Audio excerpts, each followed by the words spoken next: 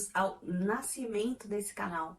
Esse que hoje é o nosso primeiro vídeo, espero que de muitos, para a gente conversar um pouquinho aqui sobre TDAH, sobre neurodivergência, sobre psicologia e outros temas que possam me interessar. Deixa eu me apresentar, né? Meu nome é Luana, eu sou psicóloga, eu tenho TDAH, só recebi o meu diagnóstico aos 34 anos.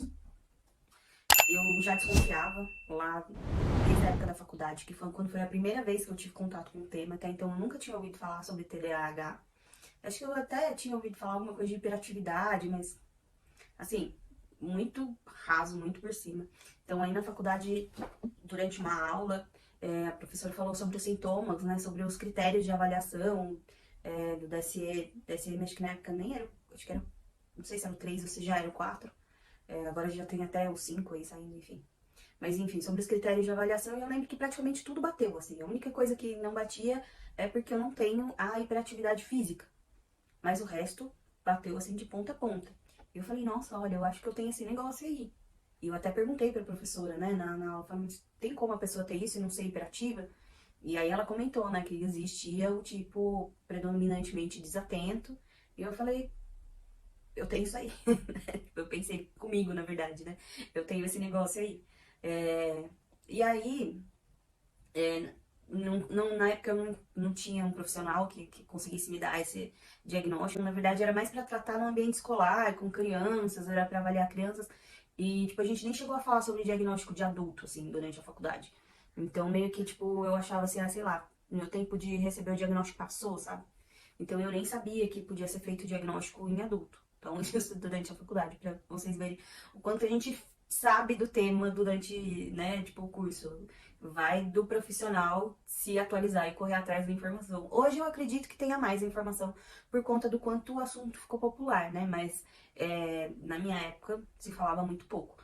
Então tudo que eu aprendi sobre o TDAH, eu fui buscar depois para me atualizar. O tema do vídeo de hoje que eu quero trazer para vocês tem um pouco a ver, né, com a minha história, com a minha ausência de diagnóstico, né, a questão do diagnóstico tardio. E diz um pouco sobre, na verdade, o nome que eu escolhi aqui pro canal, né? Então, o Mundo da Lua, com D maiúsculo, da Lua, para dar esse sentido, na verdade, de um nome próprio. Por quê? Da Lua foi meu apelido na escola. Então, eu sofri muito bullying na escola por conta do TDAH. E por que isso, né? Então, assim, eu era uma criança que tinha muito problema de não conseguir se concentrar durante a aula, não copiava às vezes a matéria. E aí os professores constantemente estavam reclamando para os meus pais, chamando meus pais na escola, falando, ó, A Luana não é uma aluna que conversa, ela não dá problema dentro da sala, ela é obediente, ela não, né, não é uma aluna desobediente e tal, mas ela não copia a matéria, ela, né, às vezes tá olhando, ela tá brincando com lápis, ela tá fazendo outra coisa, né, tipo, tá olhando pela janela. né? Enfim, essas eram as reclamações que meus pais recebiam da escola, né? E aí, mas assim, ninguém no sentido de averiguar, de ver que tinha alguma coisa errada, sabe? Que não era normal uma criança não conseguir prestar atenção. É que, né, uma criança não presta atenção na aula de propósito, né? Então, nessa época não teve nenhum profissional, assim, nenhum professor que soube identificar. Meus pais são professores, não souberam identificar. Minha casa vivia cheia de professor, né? Geralmente os professores que davam aula eram amigos do meu pai, dos meus pais. Então, assim, estavam conversando com eles direto, assim, e na época ninguém soube diagnosticar, né? Vinha sempre pra cima de mim toda a responsabilidade, como se eu fizesse aquilo de propósito. Né? Como se uma criança fosse capaz de fazer isso de propósito, né? Você, sei lá, se eu gostasse de ficar de castigo, só podia ser, né? Porque eu vivia de castigo porque não fazia tarefa de casa, não lembrava de fazer a tarefa de casa, esquecia. Não copia, quando eu ia copiar a matéria, às vezes eu conseguia copiar o primeiro quadro e aí viajava. Quando eu via a professora já tinha apagado a lousa inteira e eu não tinha saído do primeiro quadro ainda. Eu vivia constantemente de castigo depois da aula pra ter que copiar a matéria que eu não conseguia copiar.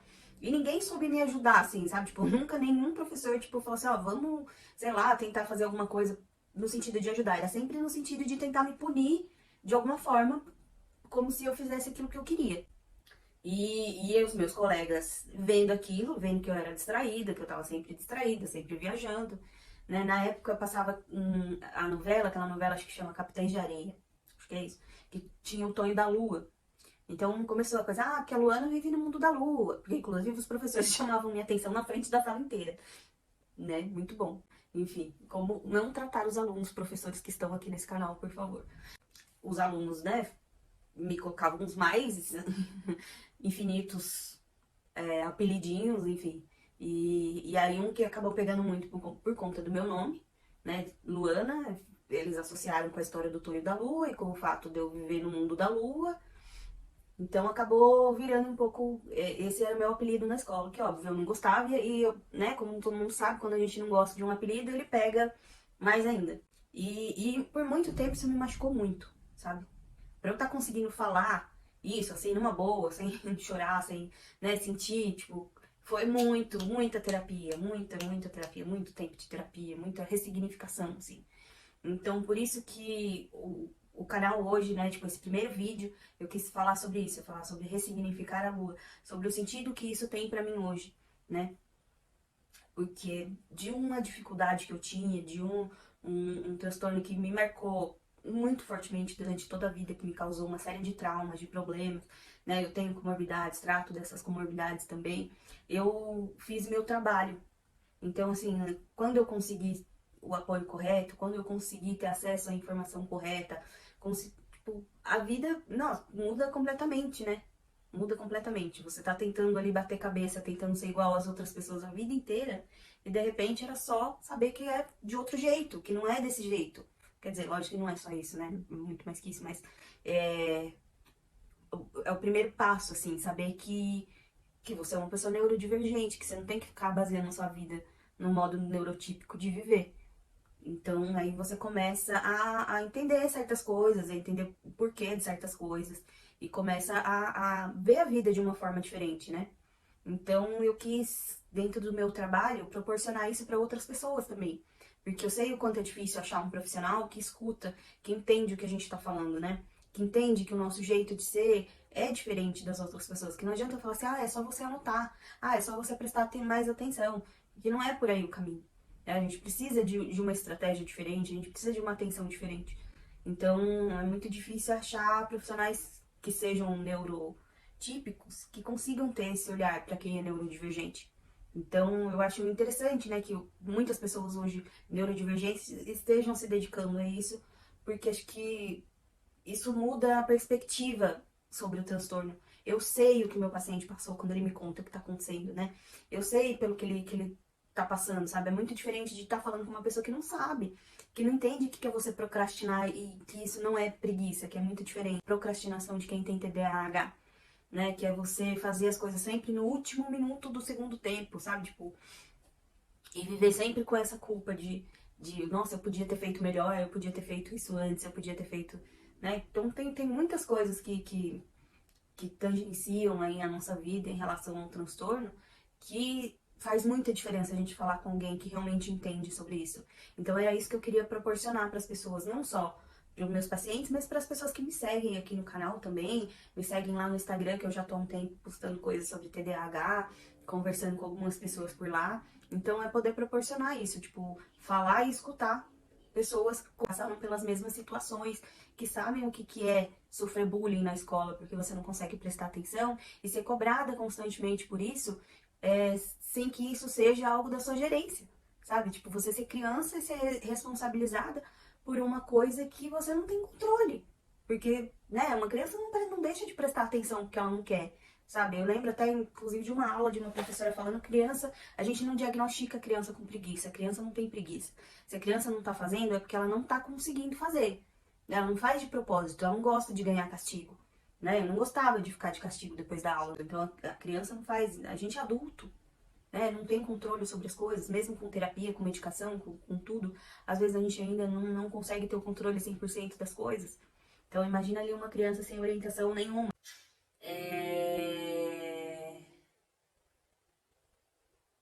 Foi isso, né? Então, essa é um pouco a história que eu quis trazer, quis dividir com vocês, de como eu ressignifiquei isso, sabe? Que era um apelido pra mim, que era um motivo de bullying, e que eu transformei no meu trabalho. Né? Isso não é uma romantização, eu não tô romantizando o transtorno, porque eu não acho bom ter o transtorno, né? Eu não desejo pra ninguém passar pelo que eu passei, né? Eu tenho uma filha e eu constantemente estou observando minha filha, vendo, né, se tá batendo todos os marcos de desenvolvimento, como é, porque é óbvio que por mais que eu tenha se ressignificado, né, que eu vejo o TDAH e o transtorno com outros olhos hoje, eu sei o quanto ele é uma coisa ruim e que não tem um lado bom nisso, sabe? Tipo, hiperfoco não é isso que as pessoas pensam que é e, né, e que muitos coaches, profissionais usam de forma errada, no sentido de querer mostrar que tem um lado bom de ter o transtorno. Não tem um lado bom, não é isso que eu quero trazer aqui. Mas é que já que eu tenho que conviver com esse transtorno, que pelo menos eu consiga ajudar outras pessoas dentro do que eu construí, que eu consiga levar para outras pessoas as coisas que eu aprendi que são boas para mim, né? Que funcionaram comigo, para que elas não tenham que passar pelas coisas ruins que eu passei, né? De ter que falar com um profissional que não tá nem aí, que não te escuta, que não te entende, né? Que te dá soluções que são para pessoas neurotípicas e não pra gente. Né, que a gente aí fica se sentindo mais culpado porque a gente não consegue fazer a coisa daquela forma. E é isso. Então, esse canal é mais um espaço que eu tô querendo construir para fazer essas trocas, né? Então, para que elas não se limitem só ao espaço terapêutico, só aos meus pacientes, mas que eu possa dividir isso com o maior número de pessoas possíveis. Acho que eu já falei, né, da minha conta no Instagram, que eu já tenho um tempo que eu compartilho coisas lá também. Se vocês puderem ir lá, me seguir lá também. Eu vou estar colocando cortes dos vídeos que eu coloco aqui lá. E, enfim, e posto algumas coisas lá também. E é isso, muito obrigada por estarem aqui comigo hoje, por terem escutado a minha história. E comenta aqui embaixo se você passou por alguma coisa parecida, como que é a sua história de ressignificação com o TDAH ou com outro. Se você recebeu o diagnóstico tardio, se você não recebeu o diagnóstico ainda, conta um pouquinho aqui e a gente vai construindo esse bate-papo, tá bom? Obrigada, gente. Até a próxima. Tchau, tchau.